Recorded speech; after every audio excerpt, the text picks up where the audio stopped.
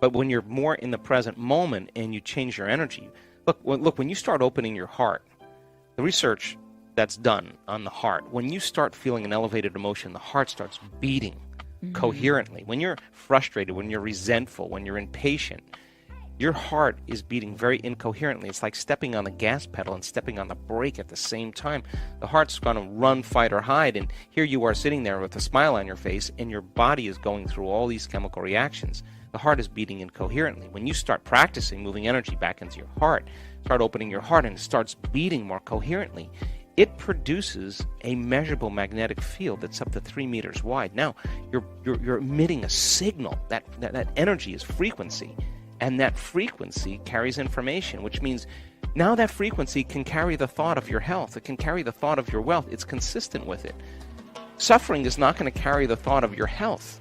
It's not the same frequency. It's a different frequency. It carries the thought of, I'm a victim, or my life's never going to change. That's the energy. So every thought has a frequency. So then, and they add up, they start creating form. So we've measured the energy in the room. We've actually done this. And we've taken 750 people, 1,000 people, and we've had them practice opening their hearts, elevating their energy. And then we have 40 people or 50 people sitting in the front of the room with their eyes closed wearing a heart rate monitor. And we say, okay, send the thought on that loving energy, on that elevated emotion, that their bodies be healed, that their lives be enriched, their dreams come true, that they have mystical moments. And just do it for 10 minutes. And all of those people sitting with their heart rate monitors, the majority of them, their hearts go into heart coherence at the exact same time, at the exact same day, in the exact same meditation. So they're receiving a frequency, and we are bound by an invisible field of energy. And what binds us, connects us, is love. That's what creates connection. Fear, prejudice, anger, hatred, violence, suffering, they create separation. That's when you draw from the field. You're drawing from your vital life force around your body, and you're turning it into chemistry. And the field around your body is shrinking. Now, you feel separate from everyone and everything, and when you feel more like matter and less like energy, you're going to try to force outcomes and try harder and fight for it more and manipulate and cheat or do whatever you compete, do whatever you have to do to get it, right? Because your matter trying to change matter. When you start elevating your emotional state and you start broadcasting new information into the field, think about this. When there's a vibrational match between your energy and some potential in the quantum field, you don't go anywhere to get it. It starts being drawn to you. You're the magnet to your destiny.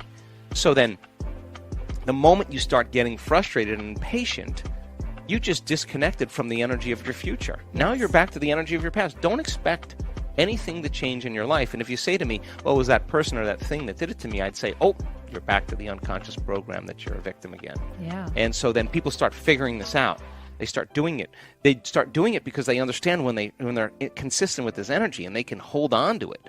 They don't have to go anywhere to do it. Why would they rush out of the present moment? Because the present moment's bringing it to them. And so it becomes an art. It becomes a skill. It becomes an ability. And they're able to navigate in their life in the uncertainty, in the unpredictable moment, and self-regulate in that moment. That's the key moment where it matters the most.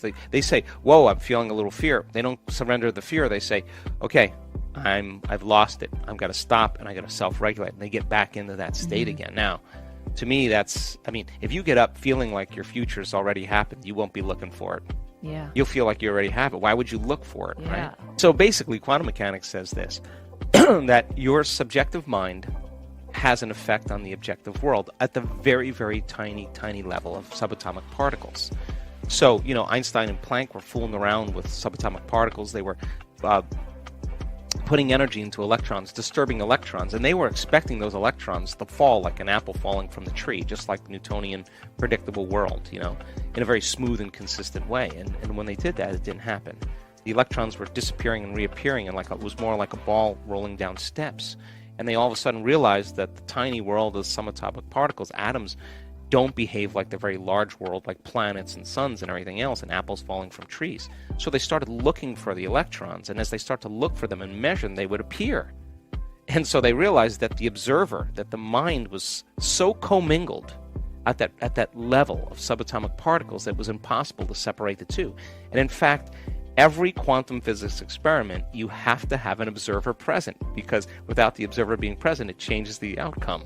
So, I've drank martinis with quantum physicists till sunrise talking about this, and they always say, yeah, the observer effect, Joe, the subatomic world is the only thing that it affects. It doesn't happen for very large things, and I always say the same thing. Maybe we're just poor observers. Maybe we can get better at observation and focus. So the quantum field is an invisible field of energy or frequency, and all frequency carries information that's beyond this space and time.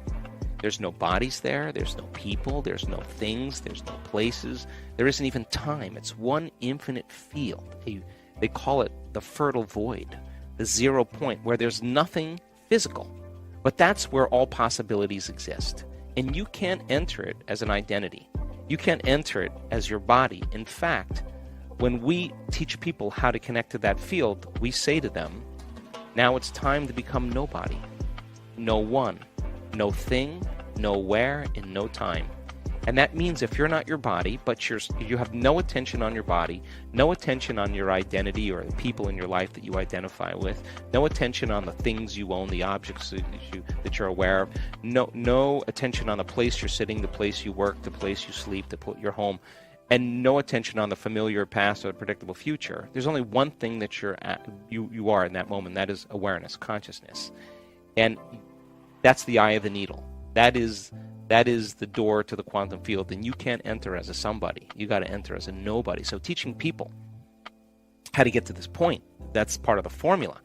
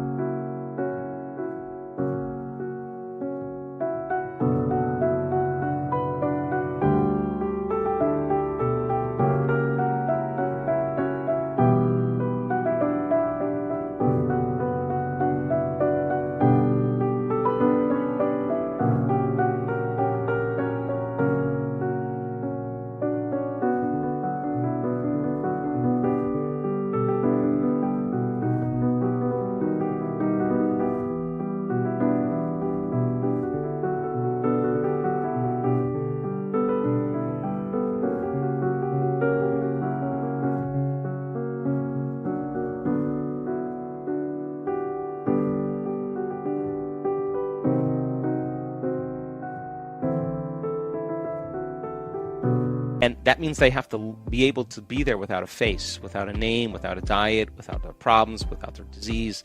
They have to be able to dissociate from everything known in their life. We teach people how to do that. So it's actually very simple. Most people narrow their focus on material things. Like our eyes naturally do it. Like we narrow our focus on objects. It's called a narrow focus or an object focus. Turns out when you're stressed or the fight or flight nervous system switched on, now you really narrow your focus because you're looking for the danger. You're anticipating the danger. So people get really stuck in a very narrow focus. In fact, when they're under stress, they obsess. They obsess about one thing. They're narrowing their focus and they can't get beyond that one thought. Well, that's really adaptive if T-Rex is outside the cave, right? And you got to keep your attention and you got to stay aroused in order so you don't get eaten. Well, that becomes a habit. So that kind of what's called convergent focus is very unhealthy for the brain. As you're aroused by those chemicals and you're shifting your attention when you're in that state from one person to one appointment to another problem to another person to another place, every person, every thing, every object, every place has a neurological network in your brain. So as you begin to shift your attention from all these things and the brain is aroused, it's like a lightning storm in the clouds. Your brain is firing those networks very incoherently. And when the brain's incoherent, you're incoherent. So then do the exact opposite. Go from a narrow focus, a convergent focus, to a divergent focus. Open your awareness. Focus on nothing but space. And as you close your eyes and you sense space, you stop analyzing and you stop thinking. So as you're sensing space, you begin to slow your brain waves down, and as they slow down, all of a sudden the autonomic nervous system begins to merge and it comes forward, and it starts to synchronize those circuits that were out of balance, and what syncs in the brain links in the brain. So all of a sudden the brain starts firing in a more coherent way, and when that happens, we call it getting beyond yourself. You forget about yourself. That is the moment you're entering that field, and you can't enter associated with anything known. You got to enter as an unknown. You have to put more of your attention on it and less of your attention on you. Well, I mean, the higher the vibration, the higher the frequency, I mean, the higher the level of awareness or consciousness. And so what we see in our events is we see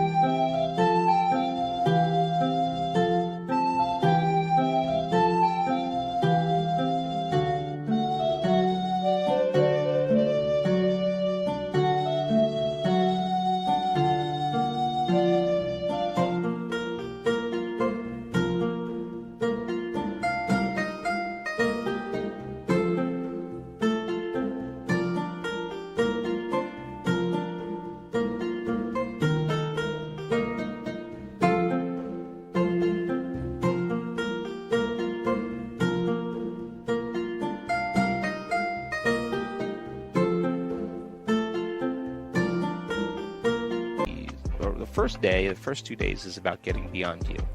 And what I do is I set up the conditions where I go further than where people normally go. You know, they go to a certain point and then they finish, and I say, nah, we're going to go further. So we take them past that point, and sooner or later they start letting go. So when they start breaking through, they're contributing to the field. And we've measured the energy in the room after the first day of most of our events. In fact, the first day of many events, the energy goes up, and then the next day it goes up more. The next day it goes up, and that's available energy for people to heal. That's available energy for people who have a mystical experience. That's available energy for them to create with. So then it becomes an entraining process. And what we do really well, and our research shows this, is we teach people how to suppress their neocortex, shut the lights out in this mechanism here that's your memory bank of your known identity self. Turn that down. Dial that down, and our research shows that our students can do it very well. Now, once you suppress this melon here, the conscious mind, what do you got left? You got the subconscious mind, you got the autonomic nervous system, and that's the antenna. So when we see people doing this and they start in training, wow, they start having profound mystical experiences. People start having very profound energetic moments, and they're influencing one another. And of course, now you're moving a community of people across. And once you get to that certain state, then it just becomes magic. Everybody just goes. It happens. We were just doing an event in Mallorca last week. I got back on Sunday night. Well, actually Monday morning, and we had 1,300 people there, and we solicited 1,300 people, and 1,300 people said, I had the most amazing week of my life. That everybody, the entire audience, had some type of personal transformation, personal breakthrough, amazing healing, or mystical moment that changed them for the rest of their lives. And it becomes a frequency that everybody becomes entrained to. We are back with Complete the Quote challenge. Can you complete the quote and give us the right answer? All you need to do is to complete the quote or statement that we choose, and if you can do it first, you're the daily winner. Your job is to write the correct answer in the comments below the video, or your guess if you're not sure. In the previous video we were looking for 2 words. The quote belongs to Dr. Joe Dispenza, and it goes like this: same thoughts always lead to the same choices. Same choices lead to